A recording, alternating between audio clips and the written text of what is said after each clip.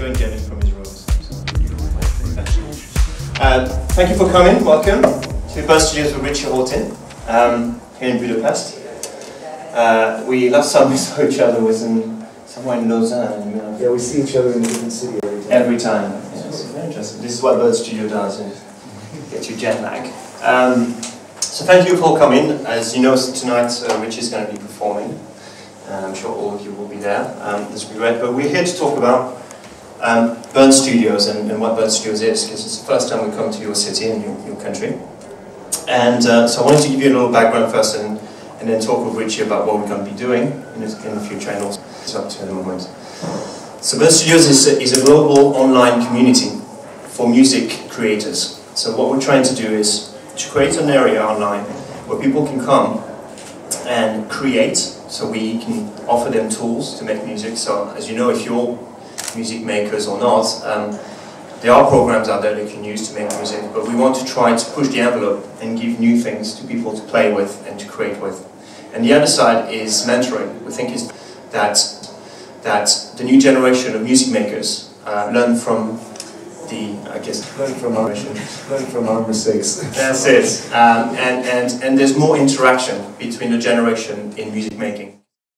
I want to ask Richie, how do you get involved in Bónusz Studio? What happened and why?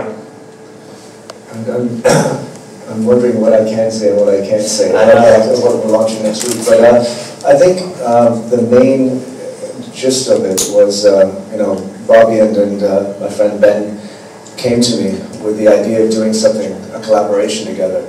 And without talking exactly what we're going to announce next week, the idea was to do a web-based project that was about music creation, sharing, and collaboration. And in a lot of ways it reminded me of what I've been involved in the last 10 years with Minus. One of the reasons, actually when I first started Minus, it was supposed to be a label just for myself, because I was so tired with working with so many artists with Plastikman that it wasn't supposed to be the label it is today.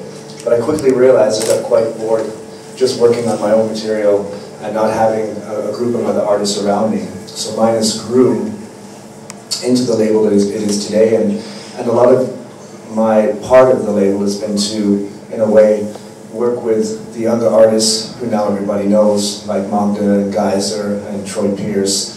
But 8 or 9, 10 years ago, people didn't know these people. These were young artists. They didn't have that much equipment or studio know-how, and together we grew. I guess I was a mentor to them and inspiring to them, and they also re-inspired me, and the label grew organically. And what we plan to do with this collaboration between myself and Minus and Bónusz Studios is to continue that idea, to have a place online to mentor and give kids, or it doesn't actually have to be kids, give anybody a chance at creating electronic music. I've been doing since 1993. And unlike, I don't know, there's a certain push when you're working on a project that is successful to keep working on it and release one album after another in a short amount of time. And Plastikman was for me a personal project that continued every time I had something new to say, or I thought it had something new to say, whether that was an album or a tour or a certain project. And it's been quite quiet the last 4, 5, 6 years. But at this moment, I've kind of, as Bobby said, put new life back into the project, and I've been touring under this Plastikman live show. The main reason, again, being looking around the last year or so at the electronic music scene, and specifically the live arena. I saw a lot of interesting shows. There was a lot of really cool underground shows where people had their equipment and were really doing live shows. And then there was these great, larger concert type shows like Chemical Brothers and some other bands. And I felt that there was something missing in between, something which was something that was large scale, but still connected to a deeper, darker, more visceral underground sound. And that's really the purpose of Plastikman right now, to introduce people on a large-scale event, a really hardcore, experience, something that, I don't want to reference any other names, but I think, there's a lot of larger electronic music artists who do shows, and they're more, it's all pre-programmed, and they have agencies and other people making everything for them. And I felt, I had and would do something different. So it's kind of why I'm back.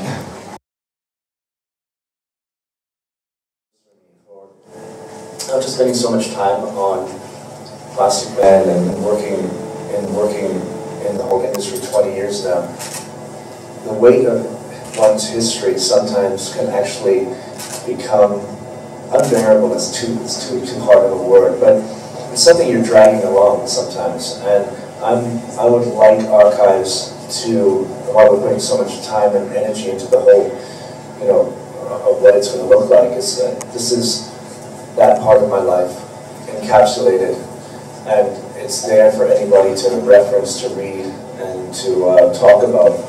And I'm hoping that will allow me to then move forward again and not think about what I've done in the past. But it's also, by doing it, it's brought me back to the past to see some of the things I did, to remind me about, some moments, because I don't really like looking, being nostalgic.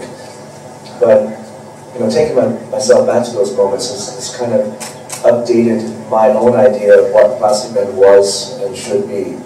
And so, to answer to your question, archives is really the end of the first chapter. And next year when this comes out, it ships in February. At that point, when everyone gets archives, they're kind of at the same point as I'm at. We're on the same page. And then anything else, can be written. So I'm looking forward to that point and seeing what I write on the next page. I definitely have been influenced and inspired by other forms of music, and especially when I was a kid, I was very much into early electronic and industrial music, things like Skinny Puppy and Ministry and things from the Midwest. So that kind of left an imprint on me. But I think the most inspiring part of what I do has always been about my interactions with machines I use. I travel the world and get influences from being in Japan or being here, and that all kind of bubbles up in you somewhere along the line once you're in the studio. But it's that interaction and that time I have with weird boxes and computers that really conjures up the imagination. And for me also, when I heard the earliest techno records that really kind of grabbed my imagination, those were the records of, Detroit and Derek May and Juan Atkins and Kevin Saunderson. Those always were indescribable to me. They sounded like a possible future from Detroit. They were mechanical and funky and electronic, but it's not a future you can describe because you can't. It's like this imaginary world of computers and technology and humanity. And that's what I want to explore. I don't want to really explore a world of technology, and I don't want to explore a world of humanity and acoustics. I want to explore that entanglement of man and machine. And that's what drives me along. The show's finish in Tokyo this year, and we hope to do another type of European tour next year. The show is very large and complicated, and over the last year we've kind of learned how to make that more manageable, and we hope that we can bring it to not smaller or like more intimate venues. Intimate, I don't mean 500 people. I still mean like 2,000 or 3,000 people, but more of a where we control the whole environment and take it to another step. Because this year we've been mostly at festivals, so something will happen. No. No. You know, we have pictures. Actually, no, the last report 2 weeks ago was that the police have found the person or the group of people, because it was kind of like a ring working in this hotel, and a couple of hotels watching room service was going in and then grabbing things or telling someone to come in. But you know, I had to make the decision like one week after that just to move on, get a new laptop, and luckily I had backups of everything, so you know the show continued. So if somebody is trying to do a Plastikman show somewhere else right now, it's not it. It's someone else. And it's not with Burn Studios either.